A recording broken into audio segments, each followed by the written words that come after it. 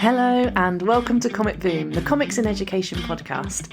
If you're interested in hearing more about the crossover between comics and education, then this is the podcast for you.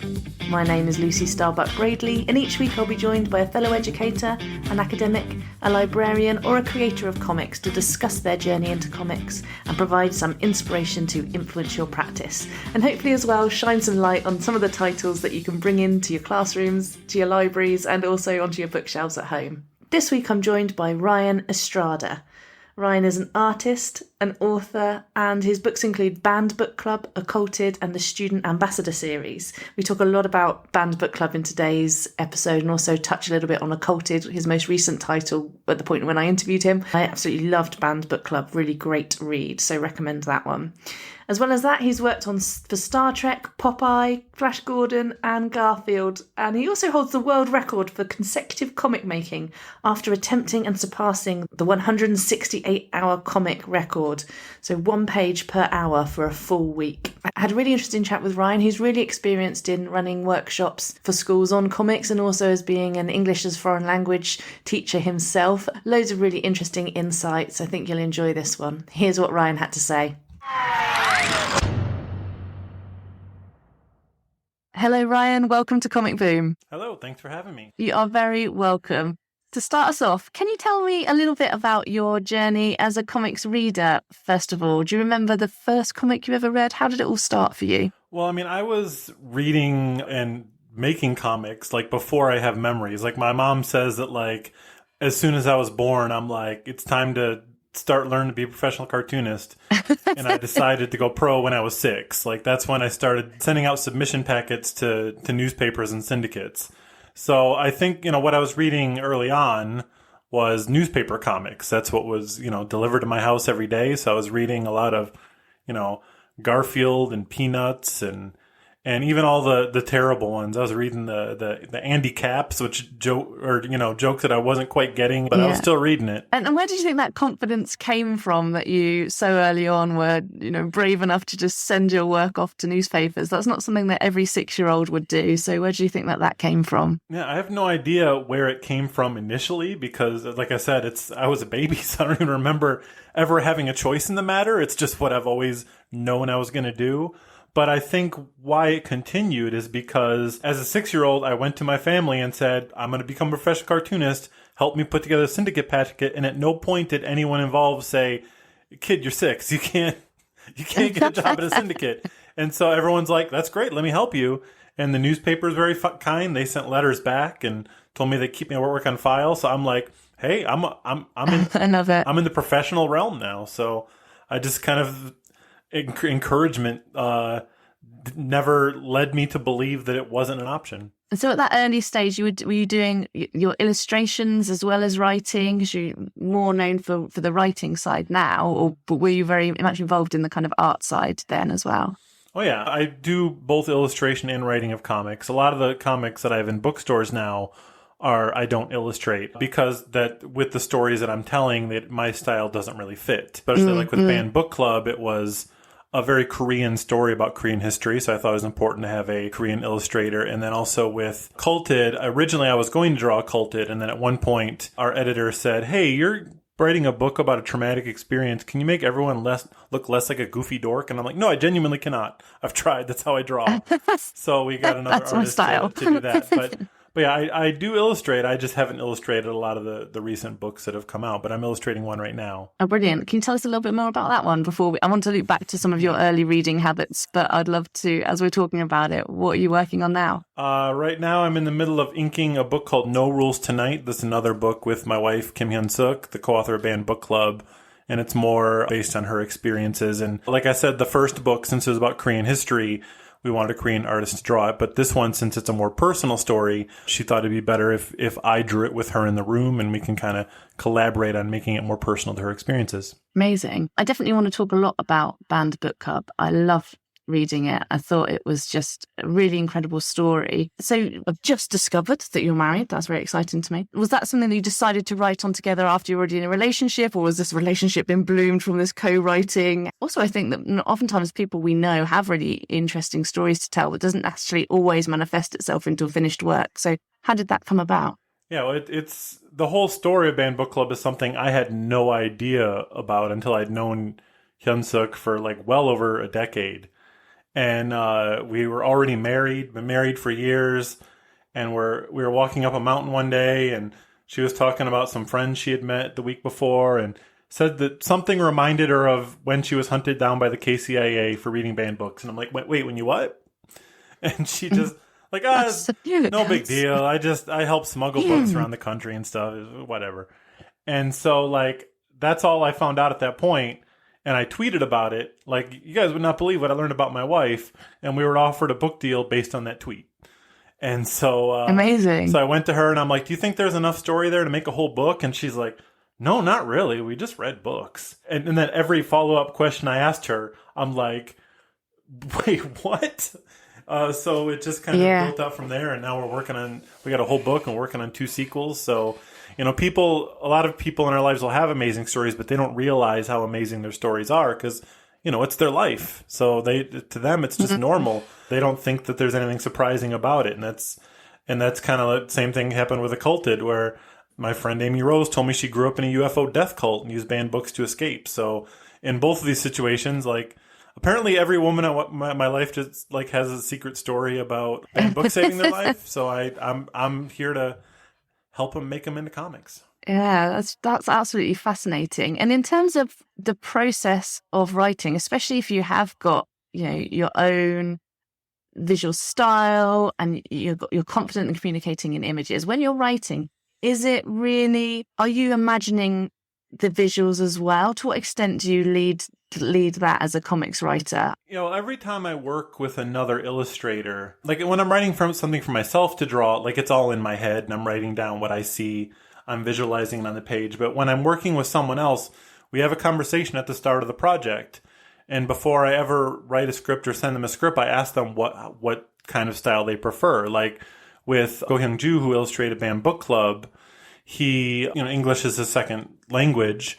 So he really wanted to be clear on what he was supposed to be drawing in each panel, how many panels were in the page, what expressions people are making. Whereas on a book series I do called Student Ambassador with an artist named Axer Ennius, Axer has these instincts of like visual comedy that when I talk to him, he's like, yeah, just tell me what happens on the page and I'll work out all the details. I'll work out how many panels. I'll work out how to sell the joke.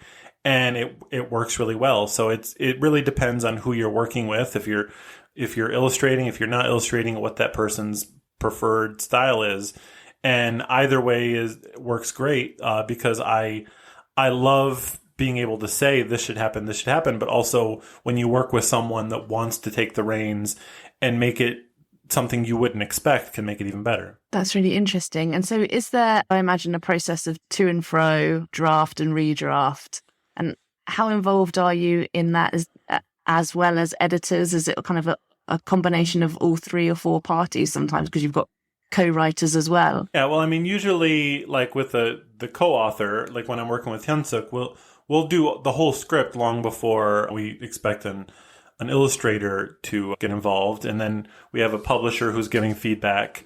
And like with Banned Book Club, since it's Hyun-suk's true story, basically the way that worked was Hyun-suk and I would sit down and she would tell me the story and I'd ask her questions. And then we'd figure out what questions I had that she couldn't answer. And she traveled all across Korea and like reunited with her old Banned Book Club members, with her old teachers or family members, and would ask them the questions that I had, ask them her own questions, and then come and play the tape. She would record it, play the tape and translate that for me. And then I would be at the computer turning it into a story, and then she would read it and give me feedback. And then that was interesting because, Hyun-suk is not a writer. She's never been interested in it. She's never been interested in comics. But, just because we made this book together, she kind of learned what I do. And then she was actually hired to translate her own book for the Korean release. And so then we got to switch places, and she got to be the one at the keyboard asking me questions about, why did you write this way? Why is this phrase this way? And then like realizing, oh, you wrote that because it's a pun. That's dumb. I'm going to rewrite this for this version. And so like seeing her learn what I do, and now, now she's gone from never having had any interest to like now she's an award-winning best-selling author, has been really interesting to watch. Yeah. And there does seem to be, you joked earlier about having women in your life with these stories, but there does seem to be a really strong theme of activism and fighting for change across comics in general. I think it is, as a form, it's something which it seems to lend itself. People will have those kind of stories of kind of resistance that they want to tell through comics, maybe because it sits kind of on the outside a little bit of the kind of the canon or accepted literature. And so it's used in those ways. What do you think? Do you think that comics is a form that is able to tackle these topics more than other forms? I'm interested to know what your thoughts are on that. Well, I mean, for me, like anything you write, the goal is to make it about changing the world, whether it's about changing the world in political ways or, just trying to have an impact on the world. Like that's what any story is about. And that's what I've kind of always tried to write about. The more political aspects of that just came from stumbling into the story and being able to work with my wife to tell this true experience. And now I kind of like feel this responsibility of, all these people came together to share their story with me, to keep that going and, tell other stories on the same themes. And I think comics, for me, the reason I like telling a story like that in comics is because, we tried to make Banned Book Club not feel like a book about politics. It's not a book about history. We tried to just make it feel like a hangout manga, like a comic about kids hanging out and kids going to school and having dates and trying to make friends. And the political aspects of it are what are interrupting that story. These kids are just trying to live their lives, and this historical situation is intruding on that. And so I think that can kind of make that history come alive for the kids reading it, because it's not like we're sitting down trying to teach them about it. We're saying like just like kids today, there's a lot of things happening in the world, but it's not like you aren't the main character of this dystopian novel. You're trying to live your life. And by just having a book that when you look at it, when you pick it up, it feels like a story about friends. It can make all of the history in it feel more powerful because it shows how it impacts their lives. Yeah, that's really true, yes. I was just thinking, so one of the quotes that I picked up that just resonated with me in Banned Book Club was, at times like this, no act is apolitical. I love that line. And I just wondered, I've been thinking recently around the extent to which reading itself can be, just in our everyday lives, reading can be an act of resistance, and writing as well. And do you think that's true of your work? That, I mean, whether it's by either acknowledging the sort of state of the world or by not acknowledging it, we're always saying something about what's happening. Yeah, I mean, whatever you put into or not put into a work is saying something about the way you view the world. Even if you're actively trying to put no political message into work, that is a very strong political message. And just looking at, just because of the topic of our book, and then also the fact that our book was banned in Florida recently, I've learned so much about like the way people that ban books look at them, and just to see the very simple things that other people that are not intended at all by the author to be political, but are taken as political attacks by book banners. Like, even if you don't think there's anything in it, there are people that are going to look at something you wrote and have strong opinions about it. And like you were talking about reading being an act, like, that's what fascinates me about these stories is that, Hyun-suk did not know she grew up under a dictator until she read a book about it.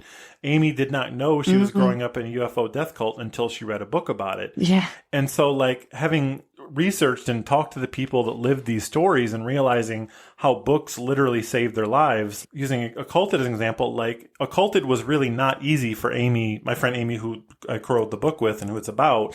It was not easy for her to write because she had to, like, really relive these horrifying experiences, but she knew that books were what saved her life, and that this book could save someone else's. Like, someone could look at this book, even though, it's just her story. We tried to make it funny. We tried to make it about someone trying to live their life, and these things are intruding. But even if someone reads it and isn't in a situation like that now, we're hoping that, like, it kind of puts the idea in someone's head that this is what it's like to be manipulated. This is what it's like to be lied to. And maybe like 20 years from now, someone's going to be in a relationship, or someone's going to be in a group, and some red flags are going to pop up, and they're not even going to know where it came from, but they're going to be like, hey, wait a minute, this seems really manipulative. And we hope that, that might change the world just from putting a thought in someone's head. Yeah, and I think it's really interesting that comics and graphic novels are more likely to be banned than any other type of literature. I know there's a lot of tracking of that going on as well. Have you got any thoughts on why that might be? Well, I mean, one of the main things, of course, is people assume comics are for kids. So if anything challenging as a comic, it's like, why are you showing this to kids? But the other main reason is that comics are very easy to pop a panel out of context and show it to people and say, look how scary it is. There's a reason why. Or explicit or whatever. Yeah, like it's very easy. If you go on the internet and say anything about banned books, someone's going to jump in and post the exact same screenshot of one of two books that are like very excellent sex education books for older teens, and say this is what they're showing to children, because those are the only two screenshots they have, because they love showing them off, because whereas you could put the exact same scene in a prose book, but you'd have to read the whole page and use your imagination to see it. And the people that are getting angry are not big on reading and don't have imaginations. So they're not investing that much time. Yeah. And even if they do, it's difficult to rile other people up, because they got to like post this like 2 pages and be like, read this and you'll see it's really saucy. But you pop a panel on there and be like, this one panel, this character says this, even if the next panel they talk about the dangers of that situation or something, and you can cause a panic. Mm-hmm. Yeah, that's so true. Yeah, I hadn't really thought about it from that. It's just really easy to disseminate, isn't it? And to whip up that kind of controversy when you've got something, a visual that's just really easy to share. I'm going to just loop back a little bit to the writing process and the process of working with co-writers who, you're telling the life story of. How do you feel, in comparison to when you write something that's complete work of fiction? Is there a different sense of responsibility? Yeah, writing these, true important stories are like, I'm really touched to be able to do it, and I'm really honored to be able to do it. But every time I finish one, I'm like, I need to write a goofy book about a robot, because I can make a robot do anything that I want and not have to worry that I'm going to like dredge up the robot's trauma or misrepresent their life. And so like with Banned Book Club, we interviewed so many people that were like told us these stories that like, they didn't have to tell. And so, it's a lot of responsibility, but it's an interesting responsibility to be able to go through and figure out how to tell that story in a way that works for everyone, and then being able to show that work to them. And one of the funniest things was, after the book was done, all of the real Banned Book Club members read it, and we went to dinner with them. And I was really nervous about asking them, because, it came from their stories. But when you're writing a story, like, you don't know the exact words that were used. You don't, you're kind of like creating conversations. In the case of Banned Book Club, talking to a guy who like, I'm creating conversations of his romance with my wife, which is an awkward situation to be in. It's a bit. And like, so I'm like writing about this guy's love life. I'm writing about his situations with the police, and times he was like kidnapped and tortured by the police. And I'm really nervous about asking him like, how did I do? And I kind of floated the question. He got this serious look on his face. I'm like, oh no. And he's like, there are some things that were not accurate. And I'm like, oh no, what was it? And he's like, in this panel, you drew this kind of tank, but that kind of tank didn't exist until 1985. And this takes place in 1983. I'm like, Oh, okay, that's it? Wow, okay. We're good then. Like, if that's your biggest complaint is that the treads on the tank were 2 years too early, then whew. There was a quote in the back of the book around, which I really liked, about kind of the facts of history being chopped up like fish on a fishmonger's slab, ready to be made into something. And I thought that was really interesting in terms of that balance between the real and the imagined. And you've touched on it a bit there, but I'm really keen to kind of unpick that.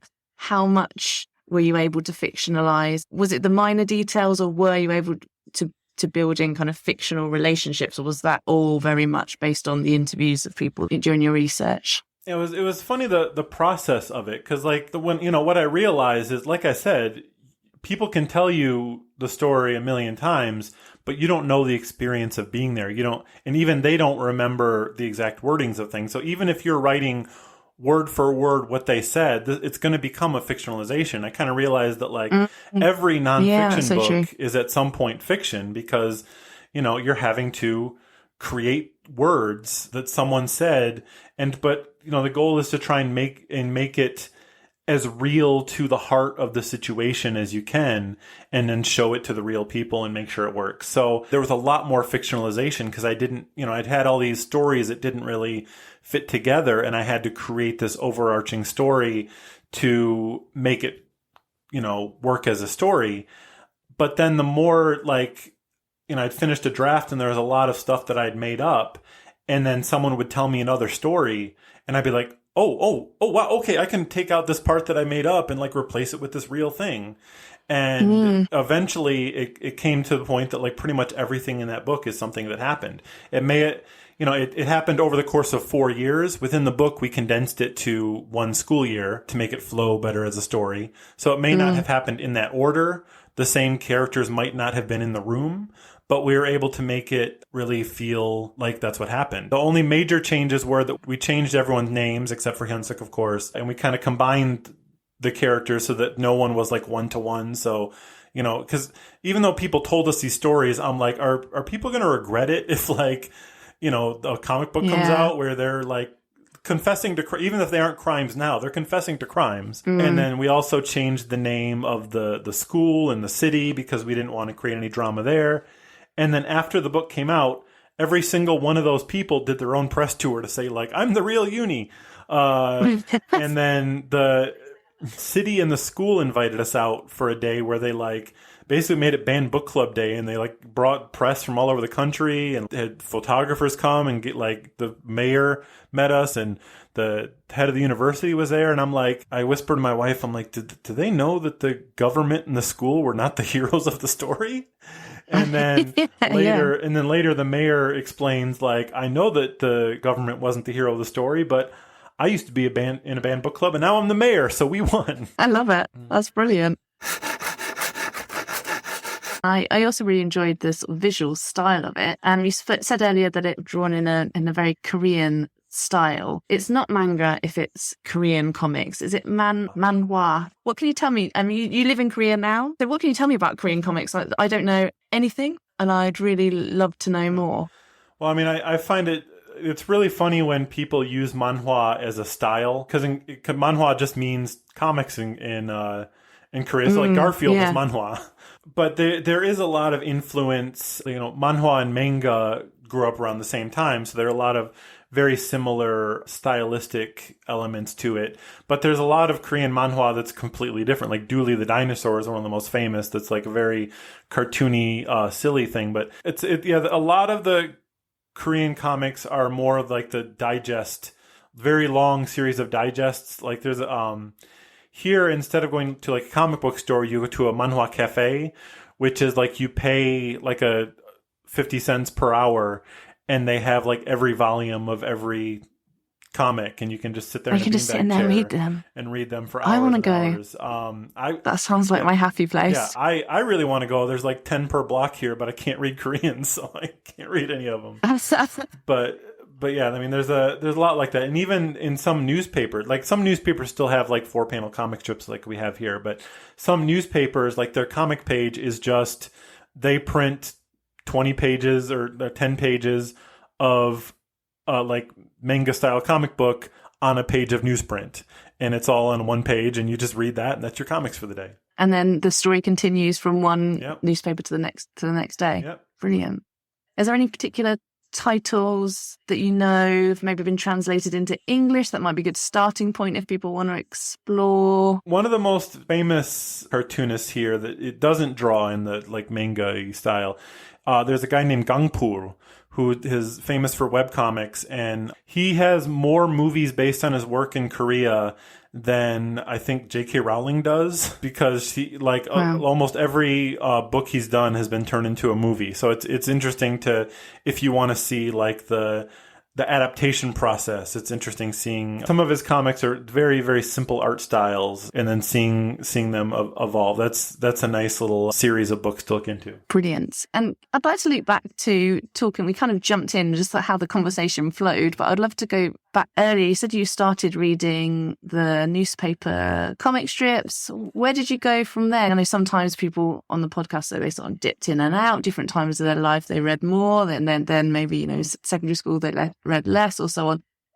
Has it always been a constant in your life, and what have been some of your key titles that have really inspired you as a reader and a creator, I suppose? Yeah, I was always into comics, and it was newspaper comics for a long time. I never got into superhero comics, and the main reason for that was just that, like, every time I decided to buy a volume, I'd pick it up and it'd be like, oh, we're starting. It's like expecting me to know what happened before, and okay, but we're building up to something. Let's see what happens, and it end before it happens. And I'm like, wait, that was like a random chunk of a story. So I always felt like there's no way I can get into this, because like they expect you to have read 100 issues of the whole backstory. 40 different comics to get it. So I never got into superhero comics, but from newspaper comics and then web comics, I started discovering graphic novels, and I absolutely fell in love with Bone by Jeff Smith, and people like Raina Telgemeier and Kazu Kubuishi, lots of people doing amazing graphic novels, and then just discovering that. Now, and a lot of people like bristle at the term graphic novel. All I mean by graphic novel is a standalone book that's about the length of a novel. That's not a judgment of quality. It's just like you can pick it up and read it in the time it takes you to read a novel. Yeah. So yeah, like that, because I when I pick up something, whether it's a movie or a book, like I want to have a story with a beginning, middle, and an end. So that's kind of what I read now. Yeah, that sort of satisfaction. Mm-hmm. And have you read anything recently that's been very good?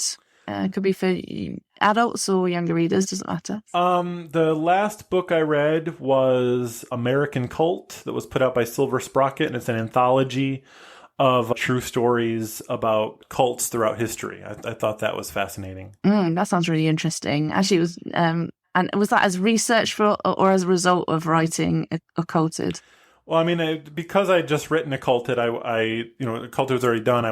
It was one of the first books I checked out when I went back to the U.S. Because a lot of times I don't get to read books until like a couple years after they come out. When I go to America, I'll like find time to sit in the library and catch up, because it's harder to get books here in Korea. There is an English library here, but it's not there. You don't really get the most up-to-date things. So I had just written about cults, and also I love Silver Sprocket, so I wanted to see what they had done on the topic.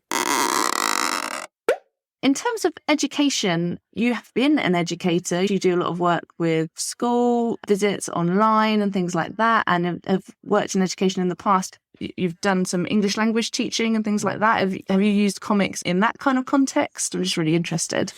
Yeah, I mean, like, especially when teaching ESL, like one of my favorite things to do is to have kids make a comic, either from scratch or give them a comic and let them fill in words, because, if someone's trying to fill in a word bubble, it's a lot less daunting than sit down and write me a story in a language you don't know, because anyone, they can know enough to have a conversation and put that into a comic. But for me, I love comics as a teaching tool, because for me, my favorite way to teach is to make learning feel like a magic trick. And comics, a lot of times people think of as just fun. They don't think they're going to learn something from it. One comic that mine that's very popular is called Nerd Tree Korean in 15 Minutes.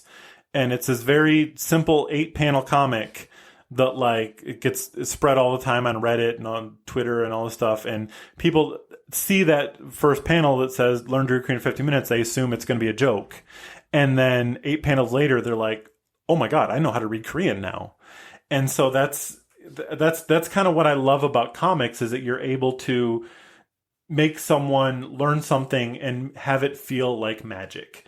I put the same learning system I do a series called Student Ambassador that I don't even pitch them as educational comics. They're adventure stories, and they're comedies, they're adventure, they have drama, but they're about solving a mystery. And I try to make all of the clues real facts about the world that kids can get excited about. And so that I put the same Korean learning system in there, just because, you know, in any other book, someone might solve a mystery by like cracking a code, but instead of just making up a code for the book, the code they have to crack is they found a Post-it note with an address written in Korean, and they have to learn Korean. And then at the end of the book, I'm like, hey kids, guess what? You learned how to read Korean. Here's a mini game you can go back and like, there's a hidden mini game in Korean throughout the book you can do. So I love being able to make people, you know, learn something when they weren't expecting to, and something they thought would be so complicated that they couldn't. And then make people think, oh, like, what else can I learn then? And all the things that I write, whether it's Banned Book Club or Occulted or Student Ambassador, these things, I try to make them, the main thing I want people to get from these books is are so many amazing things about the world that, like, I just want you to get excited about the possibilities of learning so that you can learn about things that you're passionate about. And when you do workshops with children, whether it's online or in person, what are the sorts of things that they want to know? What are the kind of questions that you get asked? One of my favorite workshops that I do is called Learn to be a Fearless Storyteller, because storytelling is so important for me, and I think it's so important for the world for people to share their stories. I do a workshop where I cure their stage fright. And I do that, like, once again, through a series of games and conversations that they don't realize that's what they're doing.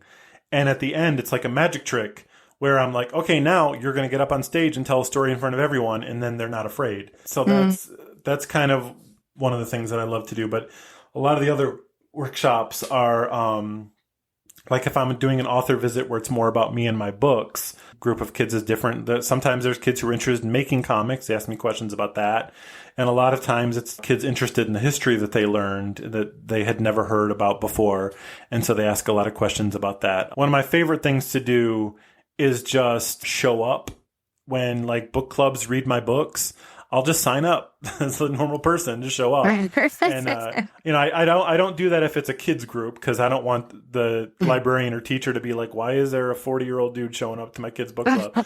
But if it's like if it's for older readers, it's so much fun just to show up and everybody's introducing themselves. And I'm like, I'm Ryan, I wrote the book. They're like, wait, you what?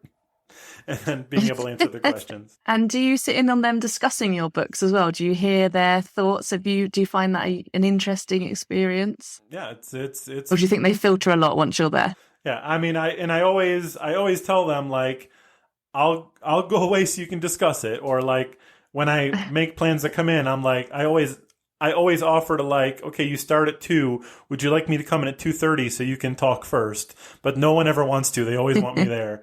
I mean, and people have gotten very deep into it. Like, I don't think they really filter themselves, because people will tell me the issues they have with the book, and I'll be like, yeah, I agree with you. That's fine. Yeah. And has it ever sort of informed what you've gone on to do next, the feedback that you've got from people? I find the kind of relationship, because it's normally, well, it can be quite a distance one, can't it, between writer and reader. I find these moments when creators come together with their audience, I find really fascinating, and the kind of impact that they can have. Well, I mean, just seeing the interest people had in Banned Book Club is what led me to do more books on the topic, like Occulted and No Rules Tonight. But one of the biggest impacts is for when I do workshops with younger people, a lot of time we talk about Student Ambassador, my middle grade series. And there was one workshop where, just on a whim, we were looking at the book, and there's this little monkey character that doesn't have a name, and I asked the kids what I should name the monkey. And they named him Yuki Tambo, which is just such a very specific name. But that's what they came up with. It was so fascinating that in the next book, I put that name in the book. And then I ended up, every workshop I did after that, I chose a different animal character that didn't have a name, and I had them name it. And now there's a whole chapter in the new book that's coming out that has all of those characters, their names, and which school named them. And then I made a comic about Yuki Tambo that was inspired by those kids. I imagine that they are absolutely thrilled when they find that out. I just want to ask you a little bit about if you have a kind of typical creative process. I love to know these things about people. Whatever I'm writing, I watch it in my head like a movie. I don't do my writing at a keyboard. I'll do my writing walking, riding my bike, taking a bus. And I just kind of like, as I'm riding my bike, it's like I pull a little DVD off my shelf. Like, oh, I haven't watched this one in a while. And just watch the story in my head. And every time it changes a little bit. And after, sometimes there have been books that I've just thought about for like 10 years. And I'll be like, I've watched it. It's like if you've seen a movie a million times, but no, you can't show it to anyone else because it doesn't exist. So I'll get to a keyboard and it's like trying to, write down the script to your favorite movie. There are a lot of the things that are more my personal, like, fiction stories that, like, I might have been thinking about since I was in high school. That's really interesting. And I think that's a good message for people, maybe, teachers who are listening who have got ideas for stories that they have sat on, that you can always go back and just, if you haven't, doesn't matter if you haven't acted on it, if you feel like you've got an idea from a story, you can still go back and dig up those ideas that you had from your mind and just start getting them down. I think that's really interesting. And I think it's important to, like, you never give up on a story. Don't throw it away. Just keep it in your mind. And, like, even for me, if a lot of people, they're like waiting for their big break and they're like, they don't start writing anything until they get a deal. Like, I say, if you're excited about an idea and you're passionate about it, just sit down and write it. Even if you don't do anything with it, even if you write it and put it on a hard drive. Like what happened with Student Ambassador is that's something I wanted to do in high school. And I wrote the script and then, like, it got rejected a bunch. And then I'm like, I'll worry about that later. And I moved on to other things. And then, like, because I for years and years, I made a lot of comics, but they all went online because I never got any book deals. And then after Banned Book Club happened and was very successful, all of a sudden people are interested in things that I wrote. So immediately I'm like, hey, I got the script sitting here that I wrote 10 years ago. And I sold that script. So just don't give up on the things you're excited about. Yeah, I was reading Linda Barry's book Syllabus. And in there, she says she was working with students who don't see themselves as being creative or not very good writers, not very good at drawing. And she sort of says that people wouldn't imagine being a musician and not practicing and just chipping away and improving. You won't go straight to being a concert pianist. You have to put in the work, and it's the same with writing. And I thought, yeah, that's so true. A lot of people are afraid, they think that there's nothing interesting about them. They have nothing interesting to say in a story. So part of that workshop I talked about that I do with kids and adults is I have the Bore Me game where I dare them to bore me. I say, tell me a story about your life that is so boring I could not possibly be interested. And they will say they'll say something about their life, and I will go off for 5 minutes about how fascinating that is and what I would do if I were writing a comic about it. And then I tell them about how, Hyunsuk and every other member of her band book club thought their book was too boring. They're like, why are you writing a book about this? Who is going to want to read it? And I tell them, like, have you ever read Smile by Raina Telgemeier? That's about a kid going to the dentist. You've been to a dentist. It's all about just telling a good story. And that just, if you practice telling stories, you can make any story fascinating. Yeah, that's so true.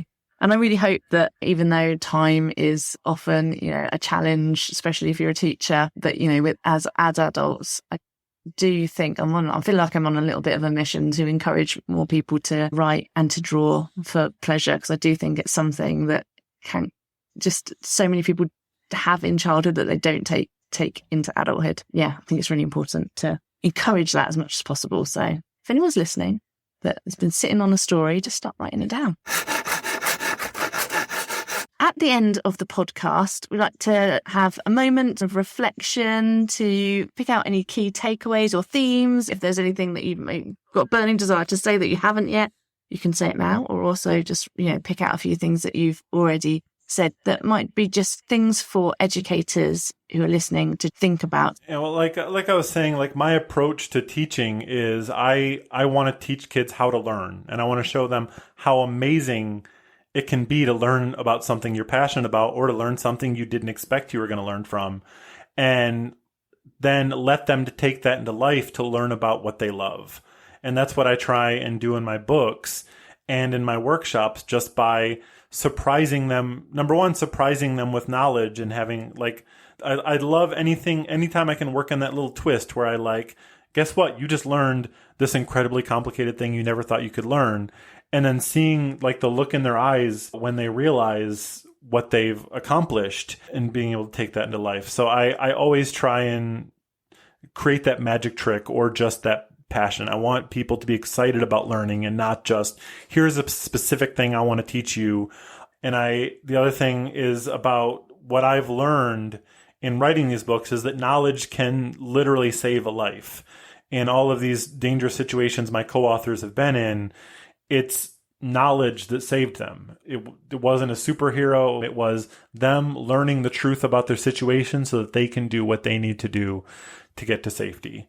So yeah, those are my takeaways, I think. Those are brilliant. Thank you.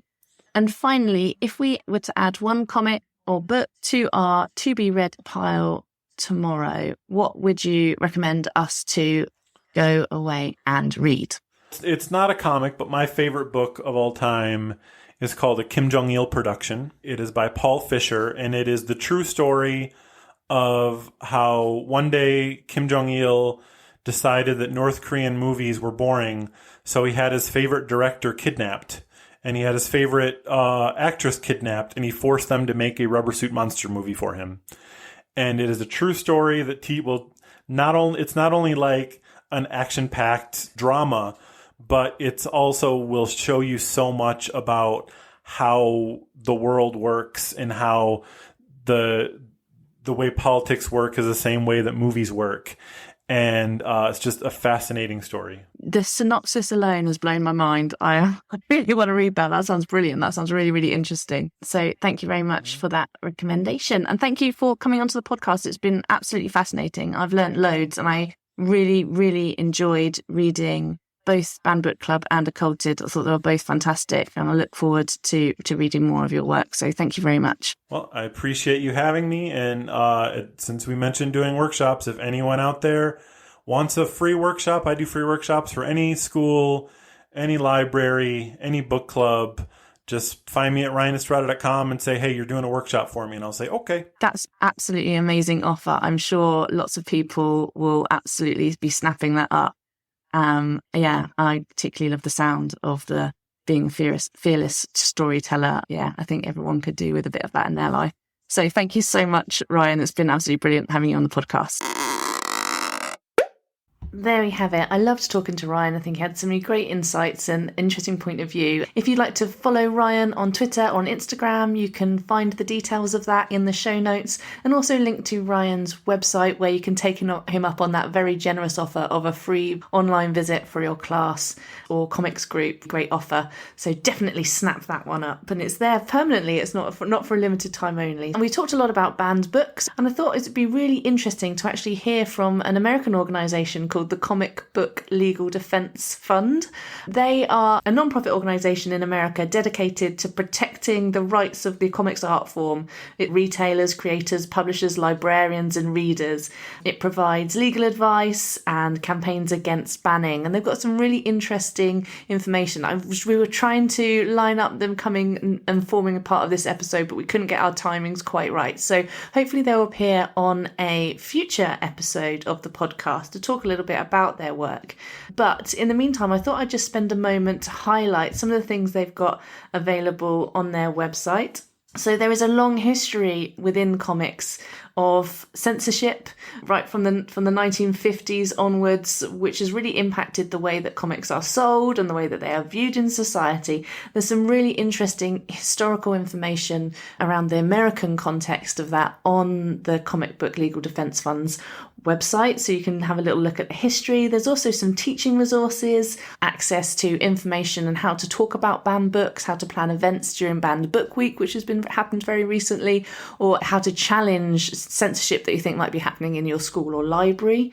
We tend to think of that more as in an American context, I think, here in the UK. However, I think there are definitely more and more instances of nervousness around book content happening within communities in the UK as well. So I definitely think it's something to engage with and be thinking about. If you look at some of the case studies on the CBLDF website, you can find case studies around books like Drama by Raina Telgemeier, Jerry Craft's New Kid. Those are books that you'll be very familiar with that are being campaigned against. So I think that's a really interesting context to put it in. Also, some titles that are mentioned, very famous titles that are mentioned very often on the podcast by guests, things like Persepolis, Craig Thompson's Blankets as well. There's some case studies on there of times when they've been banned as well. So I think there's a really, really interesting resource wherever you are in the world to just dig into and start thinking about the role that censorship has in literature. And I just wanted to flag that. I think it's a good recommendation if you're looking for something interesting and new to look into, or if you've been concerned about any of the stories that have been circulating recently. Definitely a good organisation to link up with.